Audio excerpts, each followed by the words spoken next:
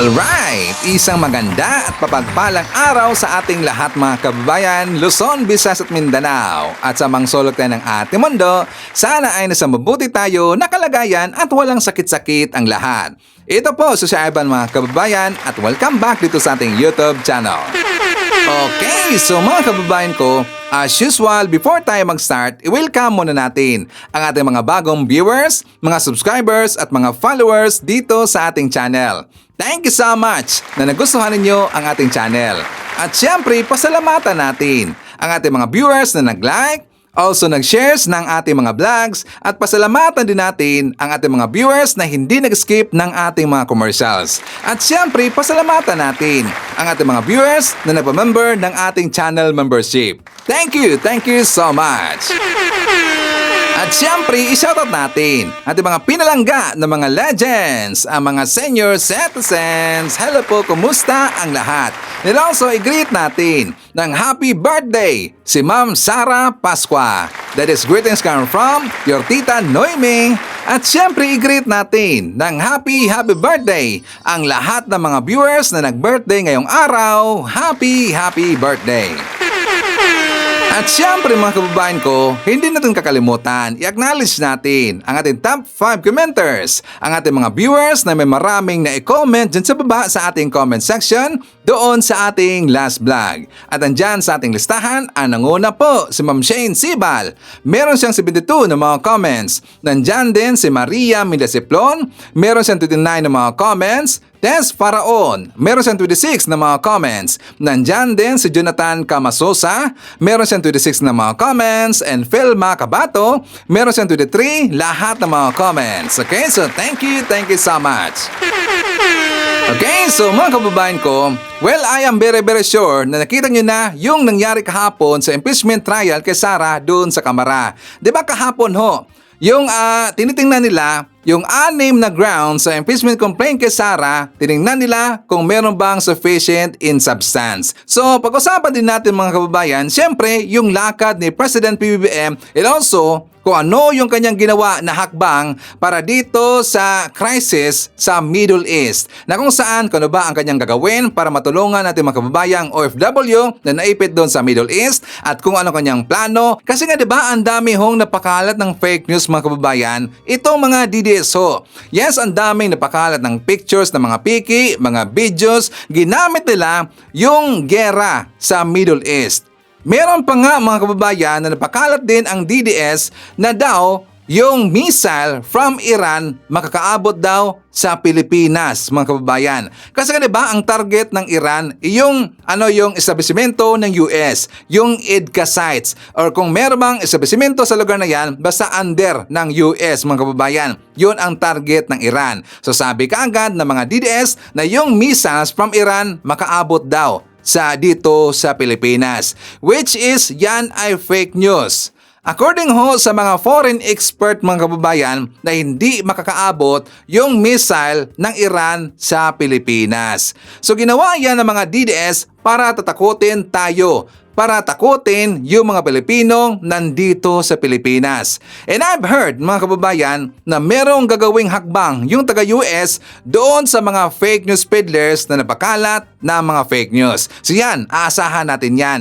Kasi dapat talagang sasampulan itong mga DDS. Diba? Lalo na yung isang babae na DDS vlogger na hindi naliligo at golden ang kanyang ngipin ay ang hilig pa naman magpakalat ng fake news. So mamaya pag-usapan natin yan. So doon muna tayo or dito muna tayo kay Representative Bong Malibog Suntay. O diba meron ng nickname mga kababayan kasi nga ang dami hong na-offend sa kanyang ginawang sakto ba yung kalibugan or kabastusan doon sa hearing sa impeachment. Diba meron siyang nasabi doon na kung saan according sa kanya, nung nakita niya daw, itong artista na si Ann Cortez, nag-init siya daw, mga kababayan. Nag-init daw ang kanyang katawan. At saka, hindi niya alam kanyang gagawin. So, doon sa kanyang sinabi, mga kababayan, ang dami hong na-offend na mga babae. Pati din ho, mismo yung mayor ng QC na si Mayor J. Belmonte na nawagan na dapat mag-public apology itong si Suntay. maraming kababaihan sa QC na nanawagan na dapat mag-public apology itong si Suntay. So ngayon, ipakita ko muna sa inyo ang kanyang sinabi mga kababayan. For more details, let's watch this. And lastly, alam mo minsan nasa Shangri-La ako, nakita ko si Ann Curtis. Ang ganda-ganda pala niya. May desire sa loob ko na nag-init talaga. At na-imagine ko na lang kung anong pwedeng mangyari. Pero siyempre, hanggang imagination na lang yon. Pero di naman siguro ako pwedeng kasuhan dahil kung ano-ano yung na-imagine ko eh. Thank you very much, Madam Chair. The Honorable Zamora. Madam Chair, I would like to have those statements stricken from the record. Madam There Chair, is Happy nothing Women's Month. sexual dun sa sinabi ko. Nothing immoral. It's just, I said, may na-imagine ako. I think there is nothing wrong. Nevertheless, Madam Madam Chair, Chair. I want that deleted in the record. Can the chair hear the proper motion towards I striking make a motion, out from the Madam record? Chair. Honorable Zamora. Madam Chair, I move to strike those statements from the record. Objection, Madam Chair. There is a motion to strike out from the record the earlier manifestation of the Honorable Suntay about his imagination upon seeing Ann Curtis. Do I hear a second? I second. Second, Same Madam has been Chair. seconded. Is there any objection? With 13 votes in the affirmative, 2 in the negative, and 2 abstention, the chair orders that the earlier manifestation of the Honorable Suntay be stricken out from the record. So ordered. Oh, di ba? Buti na lang na-strike. At tama lang talaga na-strike itong si Bong Suntay kasi nga malibog eh.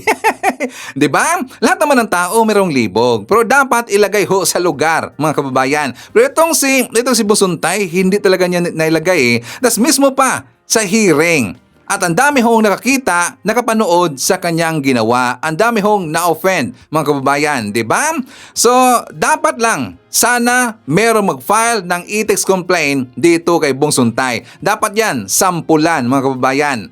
Itong DDS na to, ganyan talaga no? Ang mga DDS ganyan talaga eh. Kung ano kasi ang kanilang poon, kung ano ang ginagawa ng kanilang poon na si Digong, ginagaya din nila. Di ba si Digong manyakis talaga eh. Ang dami hong tiniklo ho mga babae nun. Ang dami hong alam na ho natin ang ginawa doon ni Digong sa mga kababaihan. So dahil ganun ang kanilang poon, ginaya din ni Bong Suntay. Yan siguro no ang rason. Di ba sinabi ni Bong Suntay na siya daw ay papatayin ng kanyang asawa. So ito siguro ang isa sa dahilan kung bakit ginaganyan siya ng kanyang asawa. Kasi nga malibog eh, meron ganan ho na ugali. Pero ulitin po natin, lahat ng tao merong libog yan. Pero dapat ilagay ho sa lugar. Mga kababayan ko, mismong kapatid ho ni Ann Curtis nag-react na din. So sabi niya, respectfully, Bong Suntay, what on earth? Bakit ganun ang thinking? Happy National Women's Month. So sabi ba dito, yung init ng ulo at dugo ko, ang hirap matulog ha. So nag-react na din yung mismong kapatid ni Ann Curtis. And I'm very very sure na merong gerang mangyayari. Hindi ito matutulog sa ganyan lang mga kababayan. Asahan natin si Ann Curtis merong gagawing hakbang yan. Okay? So ito ring lugar ng QC which is taga dyan ho itong si Bong Suntay kasi hawak niya yung QC mga kababayan. So nanawagan ho mismo ang mayor na si Joy Belmonte na dapat mag-public apology itong si Bong Suntay. Ang dami hong na-offend na mga kababaihan dyan sa QC. So sa pamamagitan kay Mayor J. Belmonte, nanawagan sila na dapat mag-public apology itong si Bong Suntay. So ngayon, ipakita ko rin sa inyo ang reaction nila ni Pinky Webb. For more details, let's watch this. Wow, yung pagbabalik ni Pinky, ang naabutan kagad niya, yung yung pambabastos doon ni Congressman Suntay. Yun ang gusto niyang pag-usapan, hindi yung dahig. You know why? Because I think that, I feel, somebody might file an ethics complaint against him. Because pwedeng sabihin nila, I mean, the fact that Congresswoman Zamora said, I want that stricken out of the record, because she was obviously offended, and I'm sure a number of other women will be offended as well. What do you think men will say Ano sa tingin mo? Kasi ang sabi ni Ginoong Suntay, I am just stating a fact. What is lascivious about that? Pero kasi mas conscious na tayo ngayon eh. Kaya may mga Safe Spaces Act, Anti-Catcalling Ordinance sa Quezon City at iba pang lugar. Pero wala doon si Ann Curtis. Although, binanggit yung pangalan niya. So yung mga simpleng hirit na ganun, Actually, very sa Safe Spaces Act sensitive yun, na tayo. diba? Anti-bastos law yun. Yes. Meron yung suggestive sexual statements. Oh. That's under that. I think so. Yeah. Suggestive sexual statements. Yes, exactly. Eh, pumapaloob talaga yung sinabi ni Congressman Suntay doon. Especially kung nakaramdam ng discomfort, uncomfortable ang isang Oo. subject. At saka lahat ng babae na At nandoon nakikinig. sa Hindi nila nagustuhan. room. Oo, Hindi hindi nagustuhan. Well, at least si Congresswoman Zamora, definitely. Yes. Oo, yung nag-iinit, di ba nagsabi siya ng Yes, ganun? oo. Nag-iinit, yung imagination Yung desire ko, niya, desire, umiinit. oo, mga ganyan. Ano? Na-imagine ko parang kung paano anong pwedeng mangyari. Pero syempre, imagination ko lang yun. Siguro, di ba, nag-imagine siya. Oo, pero sana hindi na niya kinuwento yung i-imagine niya. Ba't ba niya kailangan sabihin during a hearing? Yes, You know, tama naman if yun. you have imagined, syempre congressman ka eh. Pwedeng sabihin, unbecoming yun. And he was asking what doon sa statement niya, yung offensive, na ayaw ng patulan nung mga House members. Ayaw na sabihin sa kanya kasi nag-rule na sila na it was struck out of the record. So there's no point in actually talking about it. I think from Congressman, wow, I forgot.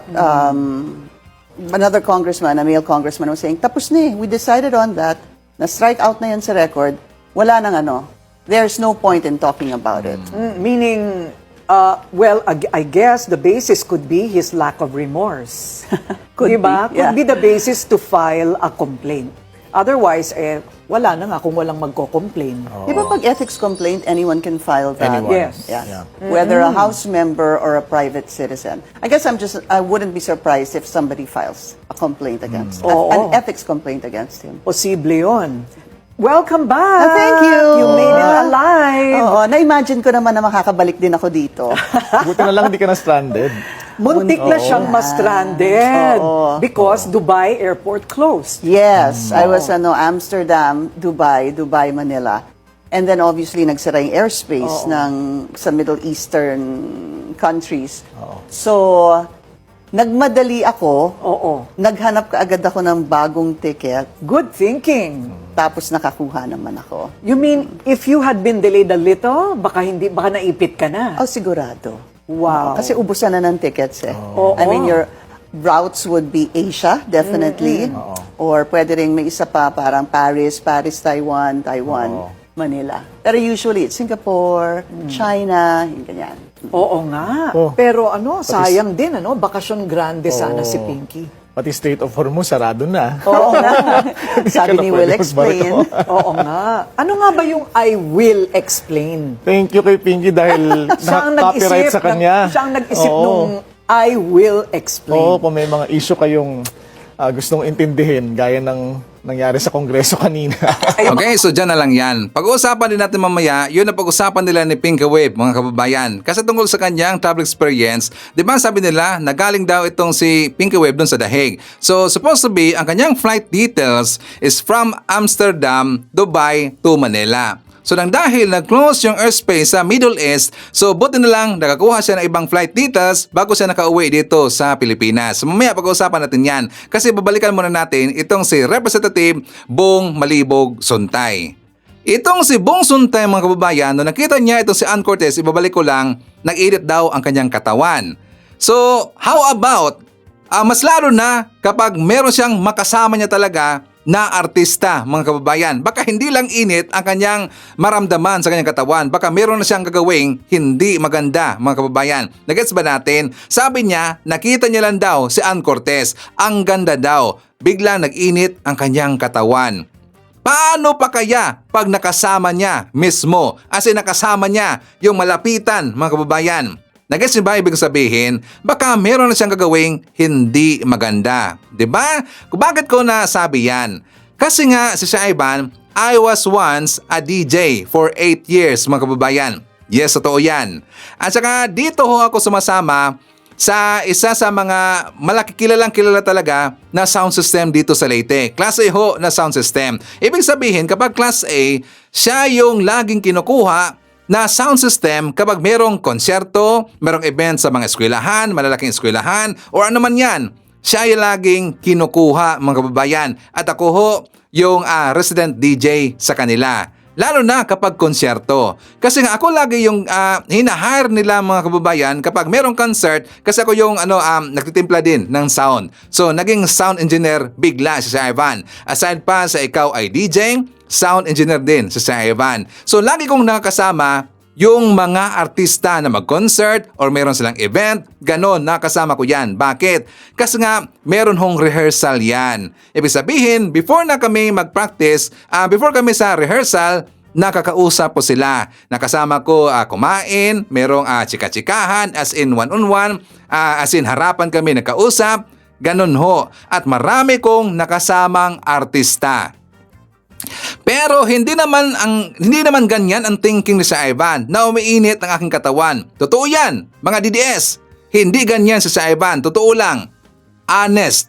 Kasi iniisip ko ang aking girlfriend. Ganon eh. Iniisip ko laging girlfriend. So ano ba ang pumapasok sa aking isip? Lagi kong pinapasok sa aking isip na mas maganda pa ang aking girlfriend kaysa doon sa artistang nakasama ko. Ganyan ako eh. At saka nung hindi pa ako kinasal. So nung kinasal ako ng aking girlfriend, so ang lagi kong iniisip ay mas maganda pa ang aking asawa doon sa artista na yon. Pero siyempre maganda din ang mga artista. Pero lagi kong iniisip na mas maganda pa yung girlfriend ko or mas maganda pa yung asawa ko doon sa artista. O, di ba?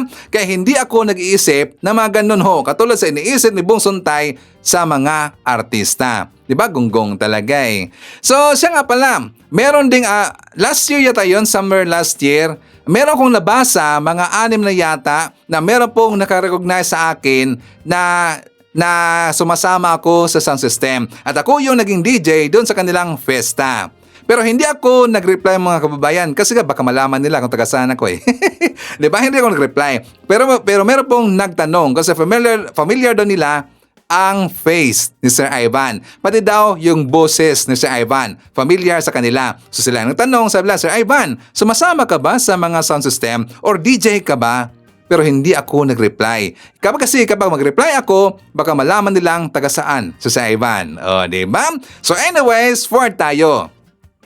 So doon na tayo ho sa topic nila ni Pinky Web tungkol sa issue ng gera. Kaya na-close yung airspace ng Middle East. So ngayon, 'di ba inaatake ngayon ng mga DDS na daw si President PBBM naging reporter na daw. Bakit daw laging nagre-report mga kababayan? Anong tawag ho ng mga DDS ngayon kay PBBM? Reporter.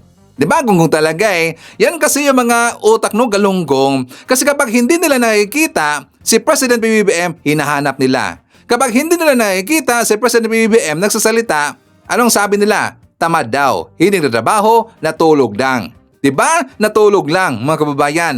Kapag nakita nila na nag-report, reporter ang tawag mga kababayan. O yan na ba ang bago niyang trabaho? Reporter? Diba gonggong talaga eh. Kasi nga gusto siguro nila nagagayahin ni President PBBM yung estilo ni Digong na lagi lang natutulog sa loob ng kulambo. O diba, propaganda yon, yun lang ay stage. Estilo lang yon mga kababayan, diba? Natulog si Digong sa loob ng kulambo. Or gusto siguro nila nagagayahin itong si Sara na lagi lang gumagala sa ibang lugar. Di ba? Gusto lang travel. Gusto siguro nila na ganyan si President PBBM. Pero ang ating presidente, napakasibag, lagi hong nagmumonitor, lagi hong nagtatrabaho. Di ba? Ayaw nila. Kasi gusto nila tamad. Gusto nila laging nagtatravel lang.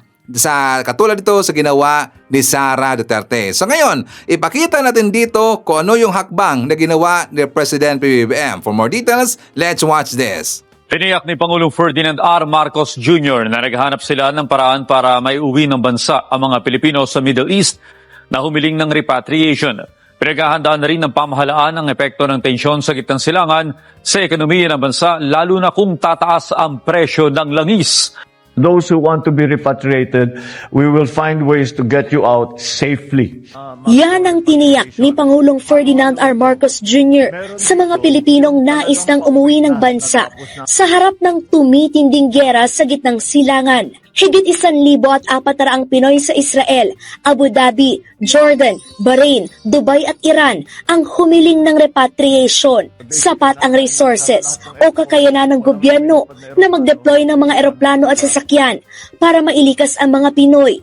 Pero sabi ng Pangulo, mapanganib pang bumiyahe sa lupa at himpapawid dahil sa kaliwat ka ng putukan ng Iran, pinagsanib na pwersang Israel at Amerika at iba pang bansa na sumali na sa pag-atake. Kahit na kaya nating magkumuha ng eroplano at ipasok, wala tayong magagawa. Dahil, number one, the airports are closed, there are all no-fly zones, this is a combat area. Panawagan ni Pangulong Marcos. Stay in a safe place and stay indoors and stay away from areas of danger. Nakipag-ugnayan na rin ang pamahalaan sa mga hotel na malapit sa mga bomb shelter para doon manatili ang mga Pilipino. Una nang siniguro ng Department of Migrant Workers ang pagbibigay ng pagkain, inumin, tirahan at iba pang tulong sa mga Pinoy na naiipit sa gera. Pinaghahandaan na rin ng administrasyon ni Pangulong Marcos ang posibleng epekto ng tensyon sa ekonomiya ng Pilipinas. Of course, there will be a great effect on the oil prices that we are facing here. We have already seen the reaction on oil products, sa crudo, sa gasolina, sa LPG, at naramdaman na kaagad, and that's again expected. Nakatakdang kausapin ni Pangulong Marcos ang liderato ng Kamara at Senado para pag-aralan at talakayin ang pagbibigay ng emergency power sa Pangulo ng Pilipinas na magbibigay ng otoridad para pansamantalang alisin ang ipinapataw na excise tax o buwis sa produktong petrolyo. This is not just a sure thing, but this is something that we are discussing, and it could be helpful, is to give me, the President, the authority to reduce excise tax on petroleum products should Dubai crude exceed $80 per barrel. So I will discuss it with the leadership of Congress and to see it is going to be an emergency measure. It is not going to be a permanent measure. It will be something that we will dispose of as soon as the crisis is over. Sa ngayon, sapat pa ang supply ng langis sa bansa na aabot ng hanggang 2 buwan. We have sufficient supply of oil. Meron tayong stockpile that are approximately 50 to 60 days in terms of gasoline, in terms of fuel oil, and in terms of kerosene. Yung ating mga pinagkukuhanan ng ating mga iba't ibang oil products ay meron din silang stockpile. So that is another potential supply for us. Nakikipag-ugnayan na ang gobyerno sa mga oil company para utay-utayin ang ipapataw na aumento sa presyo ng gasolina. Magbibigay din ng tulong pinansyal o subsidiya sa mga magsasaka, mangingisda at syuper sakaling sumampa sa $80 per barrel ang petrolyo. Magde-deploy din ang mga libreng sakay sa mga pangunahing kalsada at pipigilan ang taas pasahe sa mga pampublikong sasakyan. So that hindi naman masyadong maramdaman ng working public ang pangyayaring ito. There is also a proposal that we will examine further. Tinitingnan din ang epekto ng sigalot sa remittances o pinapadalang pera ng mga OFW sa Pilipinas. Pero nasa 85% pa anya ng mga Pinoy ang nananatili sa kanilang trabaho o di kaya nasa ilalim ng work from home arrangement.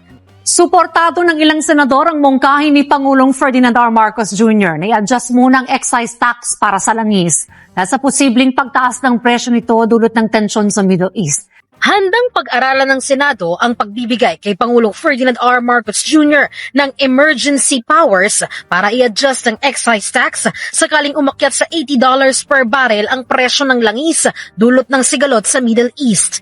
Ayon kay Senate President Vicente Soto III, kung makakatulong sa mga Pilipino, handa siyang sang-ayunan ito. Pag-uusapan muna namin.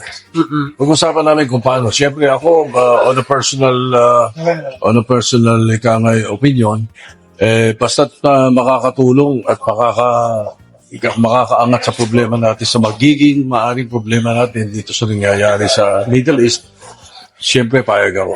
Pero suhestyon ni Soto, kung sakaling bilyon-bilyon ang mawawala sa gobyerno dahil sa excise tax, pwede rin namang gamitin muna ang reserve na langis ng Pilipinas. Kung meron pa yatang mga 2 or 3 months na reserve tayo. So ayon sa Pangulo, kung gano'n yung statement niya, ang ibig sabihin niyan ay kung hindi, ito naman baka naman hindi tumagal. So we might be worried about something that we should not be worried about at this point. So in the meantime, pag-aralan namin. Pinasisilip naman ni Soto ang posibleng pananamantala sa paggalaw ng presyo ng langis. Dapat kasi, hindi raw agad na nagtataas ang presyo ngayon dahil may reserve pa naman ng Pilipinas. Ay, kailangan sitahin yun. Kailangan sitahin ng gobyerno yun. Hindi pa pwede gano'n. May reserve pa naman tayo. Bakit biglang-biglang sasamantalahin naman nila? Huwag naman sanang manamantalahin mga ibang negosyante. Kahit si Senate President Pro Tempore Panfilo Lacson, mas mabuti rin daw pag-aralan muna ang nais ng Pangulo na emergency powers. Ayon naman kay Senator Sherwin Gatchalian, kung ang pagbabasihan ay 1 taong pagsuspindi sa excise tax, tinatayang nasa 300 billion pesos ang mawawala sa gobyerno. Ang problema lang with excise tax is malaking mawawala sa kaban ng gobyerno. At mayroon ding anggulo na hindi siya equitable. Ballpark ko lang natatandaan ko last time na kasi maraming beses na napapag-usapan It's around 300 billion ang mawawala. So it's a substantial amount na mawawala. Suhestyon niya, mas mabuti na fuel subsidy muna ang unahin na ibigay ng gobyerno lalo na sa mga tsuper. Maaari naman umano itong kunin mula sa contingency fund ng Pangulo na nasa 3 billion pesos na hindi na kailangang intayin na umabot pa sa $80 per barrel ang presyo ng langis. Ang immediate na nakikita kong kailangan is pwedeng itap ang contingency fund ni Pangulo. At least around 3 billion para ma-activate na yung Pantawid Pasada. Ang Pantawid Pasada, ang problema sa atin, hindi pa tayo nagtataas ng pasada, ng pamasahe. So, maiipit talaga yung drivers. So, I think immediately what we can do is to support the PUV drivers. Kapag naman pumalo na sa $80 ang presyo, pwede na rin daw gamitin ang Pantawid Pasada program para sa subsidiya na may 2 billion pesos. At posible pa rin naman daw ikonsidera ni Gatchalian ang emergency powers, ngunit kailangan pa rin itong pag-aralan. Si Senator Erwin Tulfo naman nakasuporta sa Pangulo dahil nakikita niyang malaki ang maitutulong nito sa mga Pilipino. Lalo na at pag tumaas ang krudo, may banta rin sa presyo ng bilihin at iba pa. My colleagues will support this kasi po makakatulong po sa mga kababayan natin kasi para hindi masyado mabigatan yung ating mga kababayan. Excise tax, kailangan natin ng pondo. Isipin na muna natin later yung pondo. Ang problema yung now, yung kinakaharap, yung very near future, within the next few days, few weeks, natataas, sisirit yung presyo ng produkto ng petrolyo. Paano yung mga kahagapan yung kababayan natin yan? Expect na tataas po yung mga pamasahe, mga pagkain. Mas mabuti rin daw humanap na ng supply ng langis na posibleng magmula sa Indonesia at Malaysia kung talagang hindi makakakuha sa Middle East. I will be asking the Department of Energy kasi isa po sila mga imbitahan namin. What options do we have? Are we only looking sa Middle East? Can we look at our neighbor, Malaysia and Indonesia? They also supply oil. At I believe, according to my sources, yung mga small players po natin sa oil, yung kanilang supply na gagaling po sa Malaysia and sa Indonesia. Magkakaroon naman ng pagdinig sa Biyernes para pag-usapan ang iba pang pwedeng gawin ng pamahalaan para tulungan ang mga Pilipino lalo na sa Middle East. Kahit naman si Majority Leader Senator Juan Miguel Zubiri, full support raw sa suhestyon ng Pangulo. Kailangan ng agarang aksyon para hindi makaapekto sa presyo ng pagkain at kuryente ang sitwasyon ngayon. Nakasuporta rin sa Pangulo ang iba pang mula sa mayorya na sina Senator Bam Aquino, Senator J.V. Ejercito at Senator Kiko Pangilinan. kahit Senator Bongo na mula sa minorya, suportado rin ang Pangulo. Okay, so yan ang maganda kasi nagkakaisa lahat mga kababayan. 'Di ba yung minority, yung DDS senators ay full support ngayon kay President PBBM. At dapat lang talaga, yan ang dapat gawin. Dapat magkakaisa lahat ng lawmakers para sa bansang Pilipinas. So ngayon, sa mga DDS, nakita nyo na kung paano magtrabaho ang ating presidente. Ganon ho ka-hardworking ang ating presidente. Hindi nyo lang nakita. 'Di ba? Tingnan nyo. Well-informed, coordinated, well-planned, equipped sa mga information bago magsalita.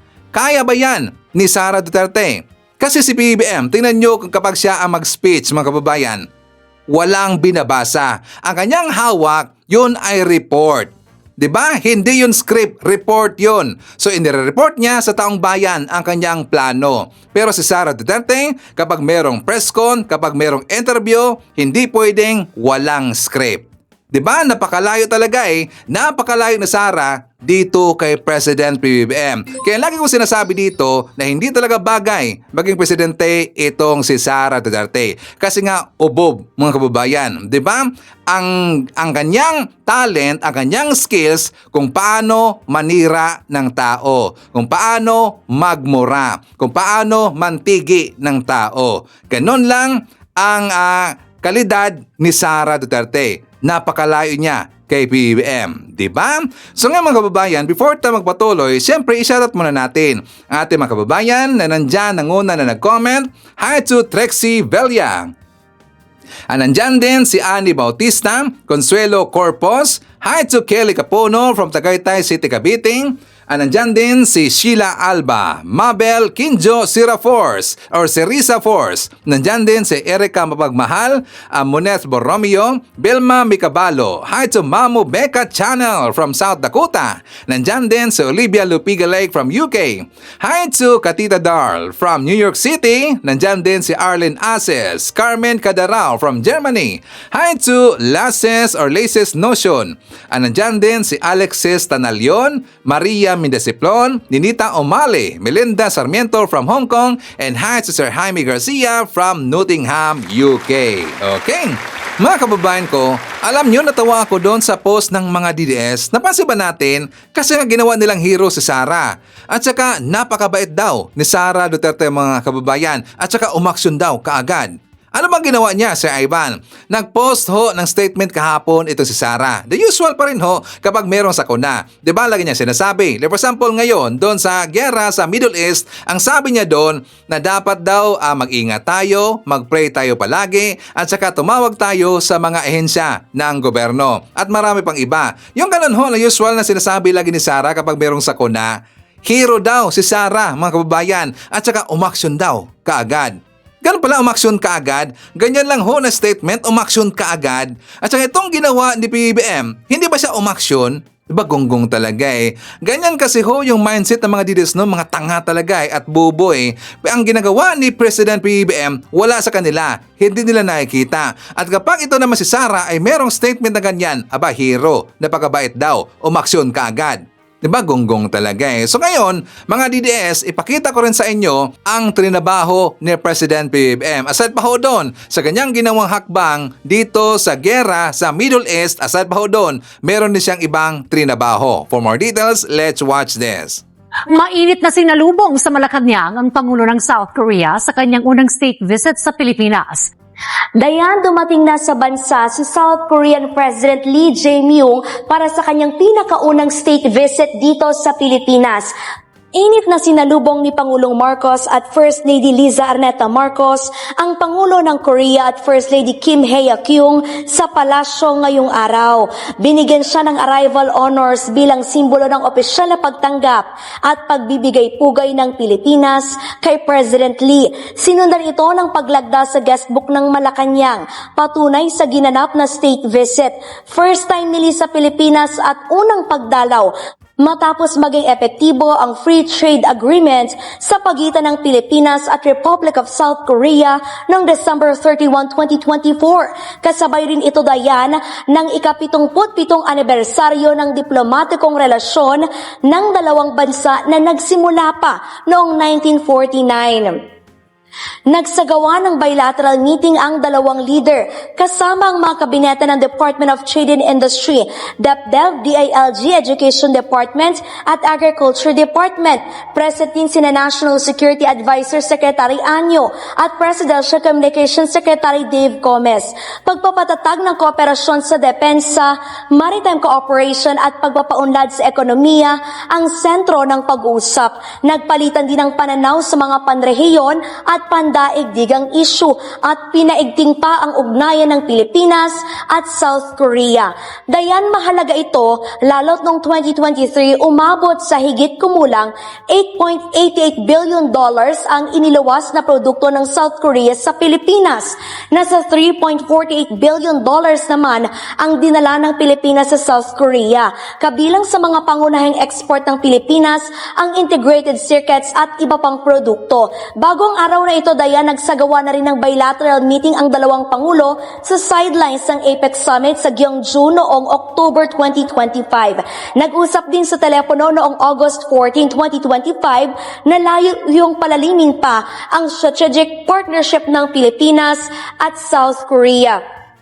Magtatagal ang state visit hanggang bukas, March 4. Dayan, matapos ang bilateral meeting ni Pangulong Marcos at ni President Lee, umaasa ang punong ehekutibo na susuportahan pa ng South Korea ang mga infrastructure projects dito sa Pilipinas, kabilang ang Bataan-Cavite Interlink Bridge. Positibo rin si Pangulong Marcos na lalo pang lalalim ang strategic partnership ng Pilipinas at South Korea sa larangan ng artificial intelligence, agriculture at health services.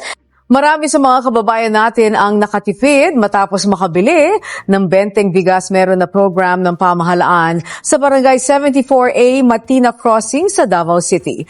Maagang ginagsa ng mga residente sa Barangay 74-A Matina Crossing sa Davao City ang kanilang barangay hall. Nais kasi nilang makabili ng murang bigas na handog ng Department of Agriculture na benteng bigas meron na kung saan makakabili ng 20 pesos na halaga ng kada kilo na bigas. Kaya ang ama na si Ronald, kahit karga-karga ang kanyang anak ay matyagang pumila para makabili ng bigas. Lalo na't kailangan niyang makatipid matapos silang mapaalis sa kanilang bahay nang mangyari ang demolisyon sa kanilang lugar. I-try siguro na ako, kaya pamadyo ko ka-try na ako, katistingan pa na akong pila kung unsa ba, kung okay ba ang bugas nga ilang gingon nga 20 pesos ang kilo. Samantala, nakangiti namang lumabas si Tatay Pelayo, dala ang kanyang nabiling bigas na nasa 10 kilo. Nakatipid siya sa pambili ng kanilang makakain sa pang-araw-araw. Daghang ang tabang sa mga dako yung tabang, salamat kayo sa bugas na sa 20. Ayon sa Barangay 74-A Council, tuwing weekdays ang kanilang pagbibenta ng murang bigas na nagsimula noong February 20 nang umarangkada ang community rollout ng BBM project ng DA sa Davao Region. Ang ba, nagpalit ba din mo, kahit mahurot na ilang stock na so, allowed sila mapalit. May registration gapon, encoding. Hinihikayat naman ngayon ng DA Davao Region ang iba pang barangay na sumali sa community rollout para mas maraming residente ang makakabenepisyo sa murang bigas ng gobyerno. O, di ba mga DDS? Dinagsa, dinumog, pinagkakaguluhan ng mga DDS ang 20 pesos per kilo na bigas doon sa Davao. Akala mo ba ayaw ho ng mga DDS ang programa ni President PBBM na 20 pesos per kilo na bigas, mga kababayan? Diba? Dinagsa, dinomog. Alam nyo, ipinost ko yan doon sa ating Facebook account. Tapos sabi pa na, fake news daw. Nakakatawa talaga eh. So ngayon, dahil sinampla sila ng katotohanan na marami talaga gusto makabili ng murang bigas dito sa programa ni President PBBM na 20 pesos per kilo na bigas, siyempre napahiya ang mga DDS. Hindi nila matanggap. So ngayon, ang sabi pa nila mga kababayan na bumili daw yung taga Davao sa 20 pesos per kilo na bigas pero ipapakain na daw sa kanilang mga hayop. O di ba? Hayop ang pag-iisip at ugali ng mga DDS. O di ba? Dahil nasampa sila sa katotohanan at maganda ho ang programa ni President PBBM, napahiya sila. So para makaiwas sila, makalusot sila sa kanilang kahihiyan, ginamit nila yung hayop. Bumili daw yung mga kababayan nilang mga DDS dun sa Davao para daw ipapakain sa mga hayop. Alam nyo, ang sarap ho ng bigas na yan. Totoo lang. Yes, masarap ho ang bigas na yan mga kababayan at mismo ho si Sir Ivan nakatikim yan. nagluto ako niyan. Naalala ba natin yung opening doon sa Cebu City? 'Di ba? Bumili din si Sir Ivan. At saka yan ho ang pinangsaing ko. Yung 20 pesos per kilo na bigas. Masarap, mga kababayan. I can assure you. O, 'di ba? Ano na, DDS? Pahiya kayo, no? Hey! Di ba? So ngayon mga kababayan, bago tayo pupunta doon sa impeachment case kay Sara Duterte, siyempre shoutout muna natin.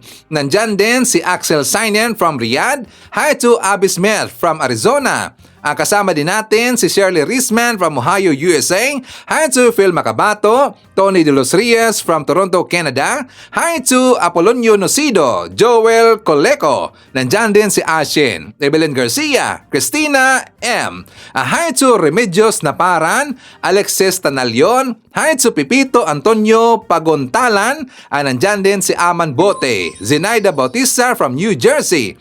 Hi to Lucky Santos, Juliet Lineberg, Mila Valdez, Fabro Newland from Kuwait, Corazon Idal, and hi to Emmy Mapalad. Okay.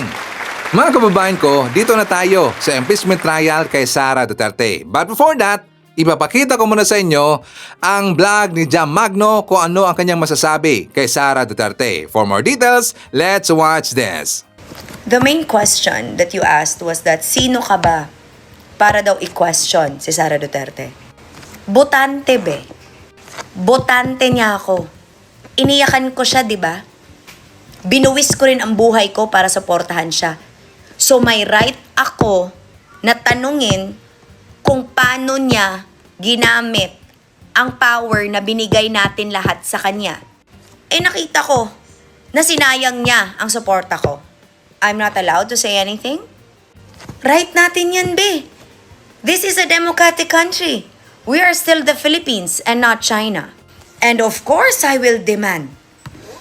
Ang taas nga ng antas ng demand ko sa magbabantay lang sa anak ko. Sa presidente pa kaya ng Pilipinas? Sa representante ko pa kaya sa buong mundo? So, we're not allowed to question our leaders anymore? So what's the point of having a voice and a platform if we don't do that? Diba? I made pronouncements about her before. I stand by those pronouncements at that time. At that time when I was not presented with facts. But fact of the matter is, we have every right to question a person that we elected in place. I helped elect her. I campaigned for her ferociously. My name attached to hers. And I have every right to question what she has done with the trust I had given her. Her office is a public trust. That is why I said I agree to impeach her, because she impeded on that trust. And you say that as if I'm not allowed? We all should question the person we support.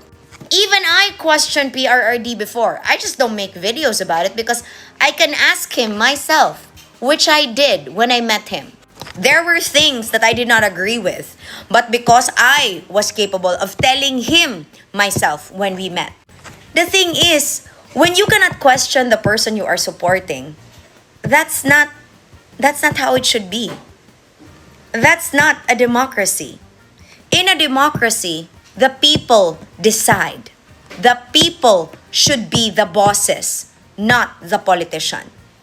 Yan kasi ang kahirapan for you to question na, bakit mo i-question si Sara Duterte? Why not? Am I not allowed to question the same person I helped win? I mean, I'm not the only one. There's so many of us that helped her win. But there's also so many of us that should hold her accountable now that she has won. We should hold her accountable for the chaos that she started in 2023 that caused the demise of the Uniteam. Sino ba ang nanguna sa problema? Hindi ba siya? And sasabihin mo na wala akong right na i-question yan? Bakit hindi? Bakit hindi? Are parents not accountable for their children? Isn't that what their branding was when we voted for them? That they would be the mama and papa of the Philippines? And what did she do? She broke the Uniteam. And you tell me that I'm not allowed to question that? I risked my life for that. I risked my reputation. You insulting my son now. is part of why I want to hold her accountable for that. Because that is the kind of support and the kind of supporters that she inspires. I do not want to be like that. I want to ask her about the job that she has done. Something that she did not answer in the many instances that she was given a chance to explain herself. But instead, what do when we question her? You attack us as if it is a crime to question leaders about their responsibilities towards us. That's where you and I differ. Because I do not worship her as if she were a god, because she isn't. She is an imperfect example of a leader that won by default because of propaganda. Propaganda that I took part of and I feel responsible for. I feel responsible for it. Because nabudol rin ako. So now you are mad at me because I question that? Or that I do not agree with the fact that she will want a promotion without actually working hard for the current position that she has? Isn't that even more laughable that we do not question our leaders? Criticism is normal. Insults and lies are not. You have every right to talk about your leaders, to urge them to do better, to question their capabilities, because you put your trust in them. Public office is a public trust, isn't it not? So for you to question my questioning her is an indication of who you are, a reflection of the kind of Filipino that you are. The kind of Filipino that would blindly follow somebody not because of capacity, because of pageantry. You treat her like some untouchable god. She isn't. More than anything, sulugoon siya be. Just like her father, who signed his letter. Diba? Inyong kanunayong sulugoon. Because sulugoon nato na sila. Even her. So why are you questioning me? So why am I the enemy for questioning her and her capacity? Why am I the enemy for stating a fact that she should have done better? That she should do better as a lawyer? Isn't that one of the reasons why I support her? Didn't you listen to my pronouncements before that you keep on repeating? That was my expectation. But that expectation does not fit her current reality. And you're attacking me for telling the truth? No. Diba that's your whole point, that you react so vehemently? That it is as if it is a crime for me to question the person I supported. I helped her win. I will lay stake to that. I will never deny that. I will not denounce that. But I will question that this is what I promised the Filipino people, that the person that she is, but it's not the person that she is now. Because I voted for her, campaigned for her, and pushed for the unity team because it is what makes sense for the Filipino people, because it is what we deserved. And who broke that apart? She did. Because she couldn't wait her turn. Right? Didn't you see the difference now? I stood against Lenny because I felt that if she had won, they would be fighting. But look at them today in Naga. Standing side by side with PBBM, saying na uunahin ang trabaho kaysa sa pamumulitika. What a slap to my face. A mistake for not supporting Lenny. But again, a mistake I could never take back. I'm not saying I will endorse Lenny, but I will endorse whoever wants what's best for the Filipino people. I will endorse whoever wants to run not because of revenge. If you want Sara Duterte to win for revenge, then she's not a president, she's a vigilante. And I don't want that. I want a president that I can look to and run to when I have a problem. I want a president that I will see and say, you know what, she got my back and I'm gonna be fine. That's the kind of president that I will want. That's the kind of president that I voted for. The kind of VP I voted for. Because diba, that's how I started supporting her. Because gisumbag niya ang sheriff. But when I knew the truth about that, I was one of the first to feel bad. That she could have done better. So it's my fault to demand more from her? I have a right to. I voted for her. And my vote may be won, but my voice is being listened to by so many people. And I want it to make sense. I want my support to make sense. But ang feeling ko na sinayang ang suporta ko, valid yun. Valid ma-disappoint. Okay? Valid nga ma-disappoint sa partner mo, sa presidente pa kaya, na binigay mo talaga yung buong buhay mo at trust mo, di ba? Kaya ka nga parang ma-stroke na nagsalita ako, di ba? Na ganyan ka ka-vehement, makadefend sa kanya, di ba? So now we should all agree that we should hold our leaders accountable because their office revolves around our trust. So when I voice out my disappointment in her, I'm entitled to it. And that's what I did. I did not insult her appearance. I questioned her capability, which is my right to do so as a Filipina. You should do the same. Diba? Klaro? Ingat!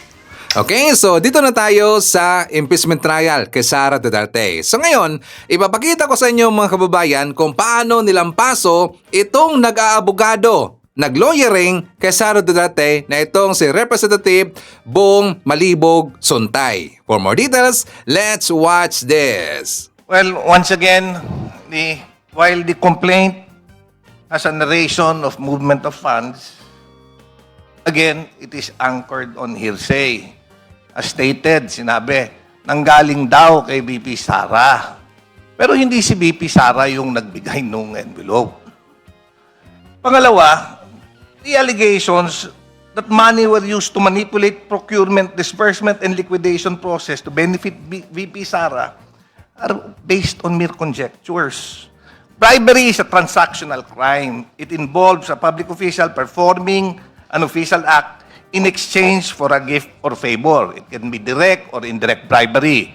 But nowhere in the complaint did it show any contracts to be influenced, any contractors to be given in exchange for the alleged envelope. So once again, we cannot just conclude that it is to influence procurement or liquidation without any facts. There was also an allegation of a graft under RA 3019 of giving. Now, how is this crime committed? It can be committed by officials acting alone to benefit themselves or others. Common modes include giving unwarranted benefits, entering into disadvantageous contracts, conflict of interest, requesting or receiving gifts. But nowhere in the complaint showed that the Vice President asked or benefited from any of this. Thank you very much, Madam Chair. Honorable De Lima, would you like to respond? Yes, Your Honor. There have been testimonies about the release, the distribution of the envelopes containing cash. And these are given and distributed to those holding procurement-related functions. Now, what is that all about?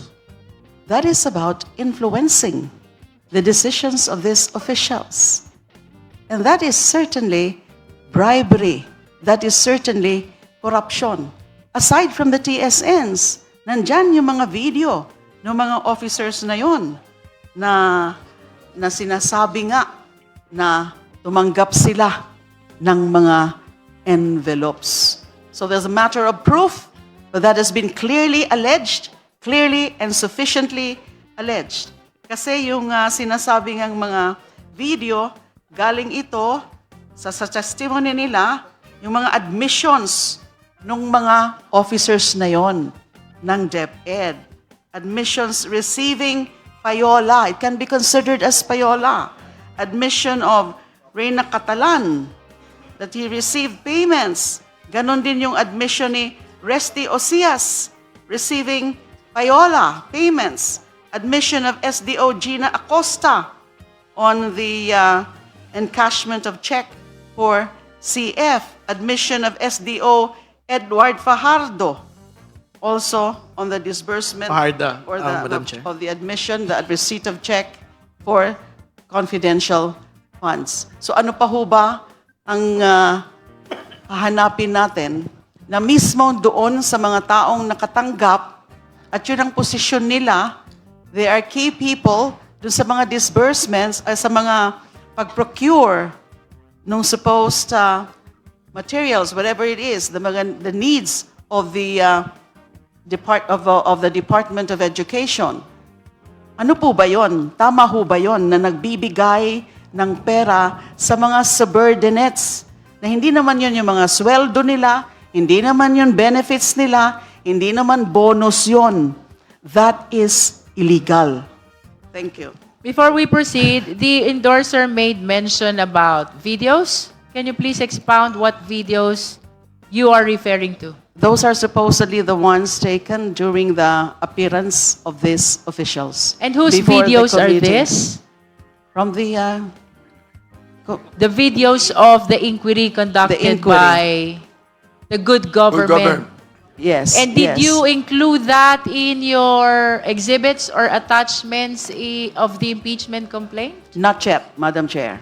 We Not can always ask because these form part. Who are of these the official people in the records. videos? Just for the record, who are these people in the videos? Catalan, Acosta, Mercado. And just for the record, Honorable De Lima, what are they doing or saying in the video? Receiving the payola, that they received those envelopes from the Vice President. Madam Chair, just a reply. Madam Chair. It is Honorable very clear in the Santay, affidavit. Is that a reply? Yes, All Madam right, Chair. you're recognized. The video showed that they received envelopes, but it did not show in exchange for what. So what was being influenced? We cannot just conclude that it is for something. Walang pinagkaiba yan dito. Sometimes envelopes are given, but it doesn't mean we are being bribed. Thank you, Madam Chair. All right, that is the reply of the Honorable Suntay. Let's hear the rejoinder of the Honorable De Lima. It's about, these are admissions that they received something, that they received cash. And it cannot be for any lawful purpose or purposes because they are holding those positions. And it's a matter of evidence also. We can always ask them again na ano ba sa tingin nyo yung pagbigay ng mga pera na yan outside of supposedly, because it's not supposed to be part of the function of an head of office to be giving money which do not pertain to the lawful purposes related to the functions of these officers. It's basically a matter of evidence. And the TSNs, these are all part of the records of the hearings. Madam Chair. Is this in line with Yes. the matter raised by the Honorable Suntay? Yes. Yes. You're Yes. recognized. Yes, Madam Chair. We are just into the determination of the recital of facts, determination of the substance. Wala pa po tayo dun sa hearing proper. Maybe later on, when the proper hearing comes sa Senate, dun po pwede po lahat yan, yung mga affirmative defense, pwede pong ilabas. If the endorser is interested to play that video of the committee, then perhaps the chair should hear a motion. Because it seems that everybody is not in agreement about playing that video, aside from the Honorable Suntay. Honorable Suntay, are you opposing the playing of the video? Actually, okay lang sa akin. I just want us to abide by rules because under Rule 3, Section 5 of the impeachment rules, the committee determines sufficiency based on facts alleged in the complaint. And if we are going to show a video which was not part of the complaint filed, then how can we introduce it? Well, according Yung to sa the akin lang gusto ko, endorser, we just follow the rules. according Yun to lang. the endorser, the admissions or the testimonies of the DepEd officials who will be seen in the video or who were in the video were actually part of the allegations of facts. Yes, that is correct, Madam Chair. Madam Chair, The Honorable Tino. Madam Chair, since nandiyan na rin, mukhang available naman yung mga video at binanggit na kasama ito sa recitation of facts nung pangatlong ground na kinoconsider ngayon, which is bribery. The Vice President bribed certain DepEd officials. And apparently, meron ngang video nung DepEd official, Mercado, na umaamin na tumanggap siya ng bribe. So, baka mas maganda po ay makita na to. Since the Honorable Suntay is not opposing, it appears that no one is opposing, then we will be suspending for a few minutes just to inquire with the Secretariat if they are ready to present the video. Between February 2023 to September 2023, I received a total of 9 envelopes labeled Hope. My concurrent position on DepEd during that time. These envelopes were handed to me mostly by Assistant Secretary Sunshine Fajarda, which she says came directly from Vice President Duterte. Aside from your allowance, from your regular budget, nakakatanggap po ba kayo ng envelope just like Yusek Mercado and Director Osias from ASEC Fajarda? Yes, sir. Magkakano? Minimal amount lang po. Which is, how much po? It's not even, Magkano po? it's 25,000. 25,000. How many times po? 9? Ilan? 9 times. 9 times. From what month up to what month?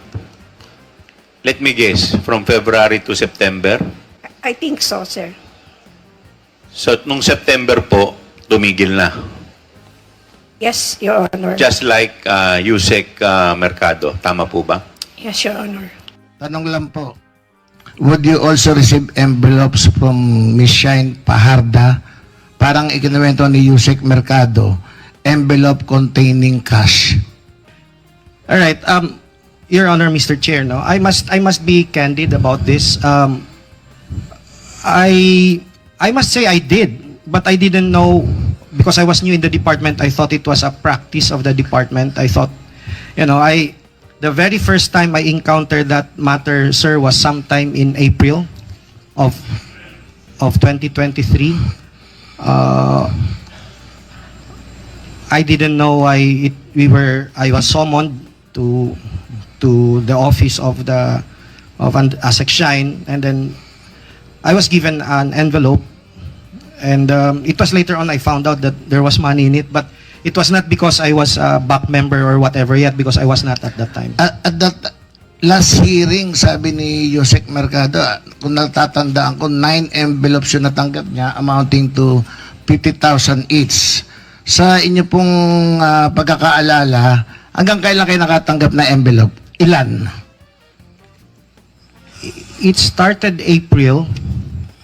I think it was until September of that year. Up to September 2023? Yes, sir. But if I recall it right, I was only summoned about 4 times to the office. 4 times? Yes. Up to September 2023? Yes, sir. So yung last quarter po, wala na kayo natanggap? Wala na po. So in other words, wala kayong envelope na natanggap ng 4th quarter ng 2023. Tama po? Yes, sir. Mukhang sumakto Sa panahon na hindi na ginamit ng DepEd yung confidential fund for the last quarter nang pumuputok ng issue ng confidential fund. Anyway, Mr. Osias, I think this was also mentioned by the VP in a press conference na magkano po pala yung laman? Magkano po laman ng envelope? I think it was something like between 12 to 15, sir. Hindi ko na matandaan yung laman talaga. 12 to 15,000? Very minimal amount, yes, sir. In fact, the video actually supports my earlier statement. Not kagaya yung binigay kay the first one, Mercado. She allegedly received an envelope, not from the Vice President, but from someone, but she was not asked to do anything. While she was a member of the BAC, in fact, sinabi niya sa statement niya, there was a bidding, magfe-fail yung bidding, and it did not push through. So, ibig sabihin, it was not to influence her because the bidding did not push through dahil magfe-fail bidding nga eh. Secondly, Catalan said she was the chief accountant. Ang testimony niya was, yes, she got an envelope, she was a chief accountant, but she did not say that she was made to doctor any books.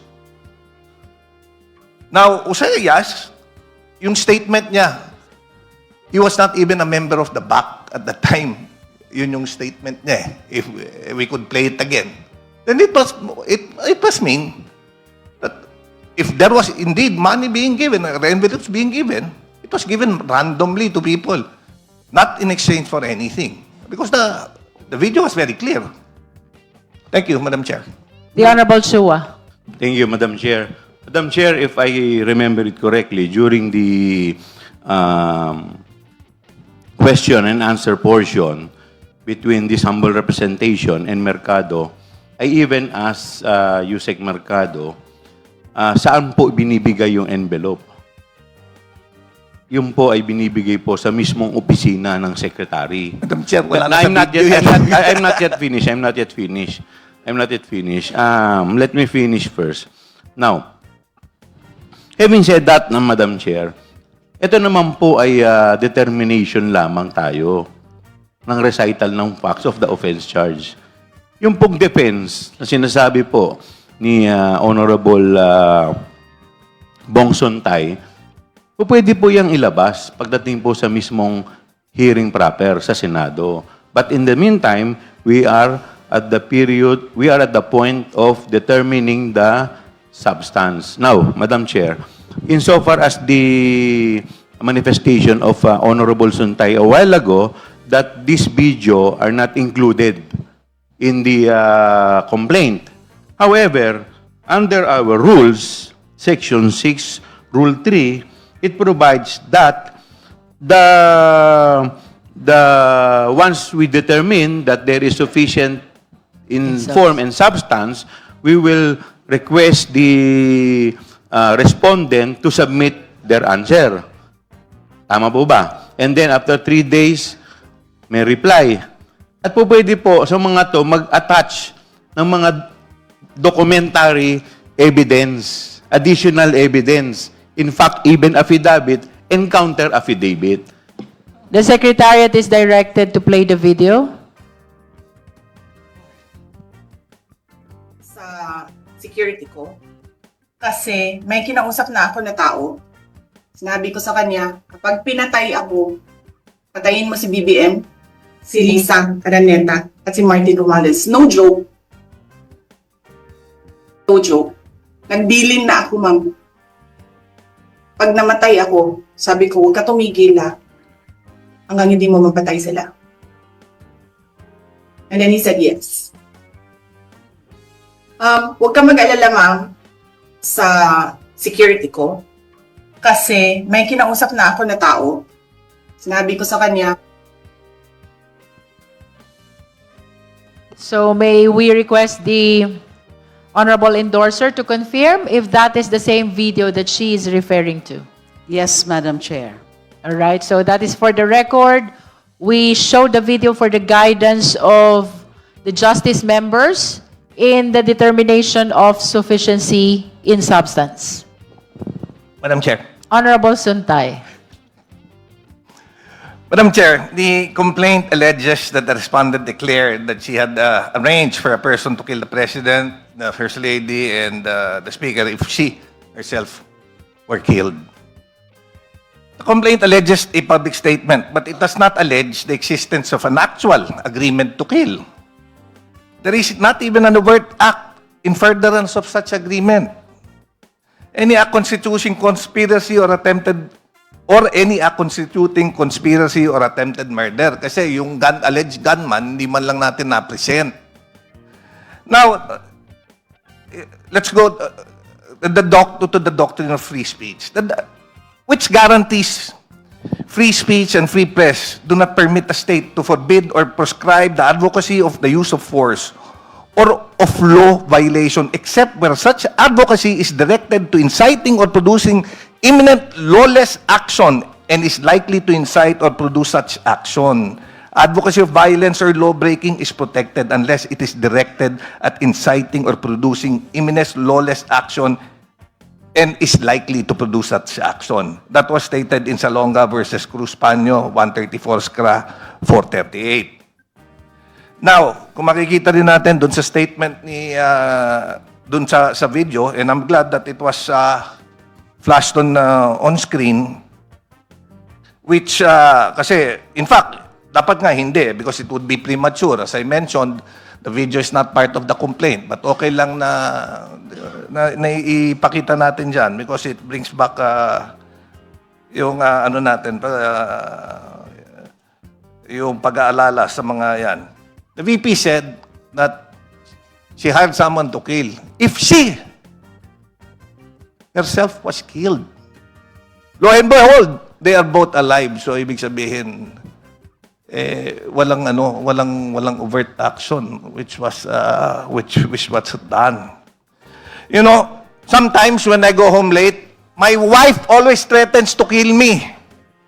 Sabi sa akin ng asawa ko, papatayin kita na eh. Umaga ka na naman umuwi. And you know, my wife is the queen of our home, and she is highly respected by everyone in our household. But you know, I am still alive, and my wife only kills me with love. Honorable Abante.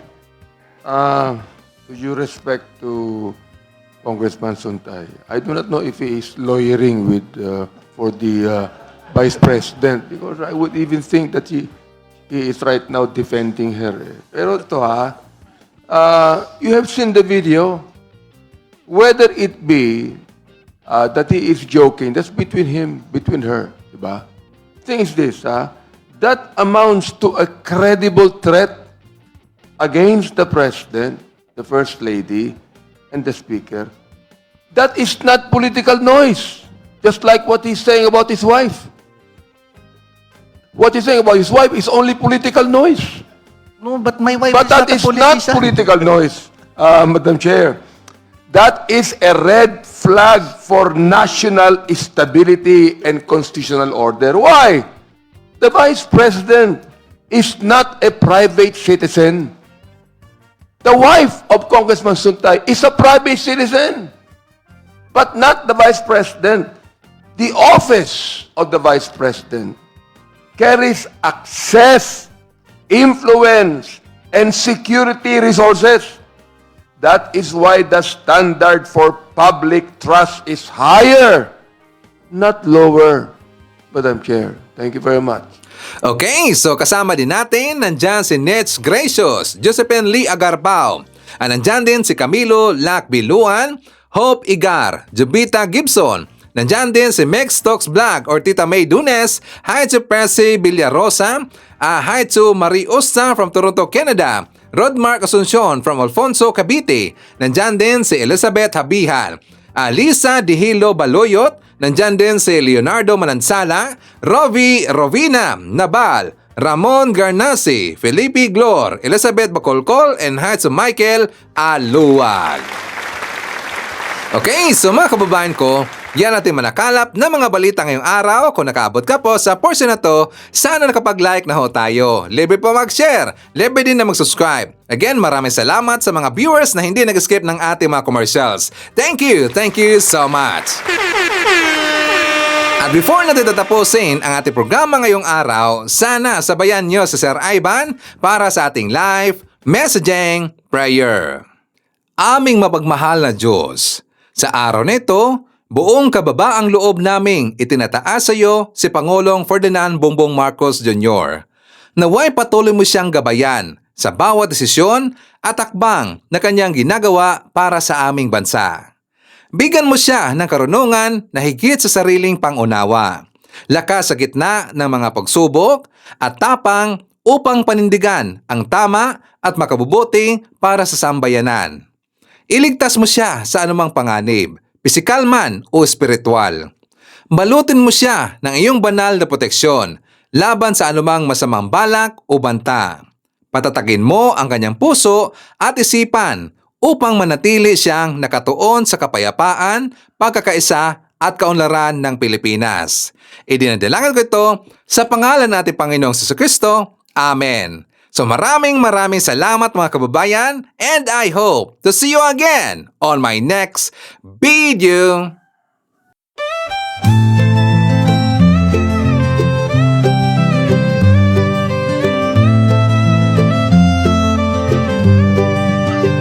Sa bawat pagsikat ng araw, ikaw ay nandyan.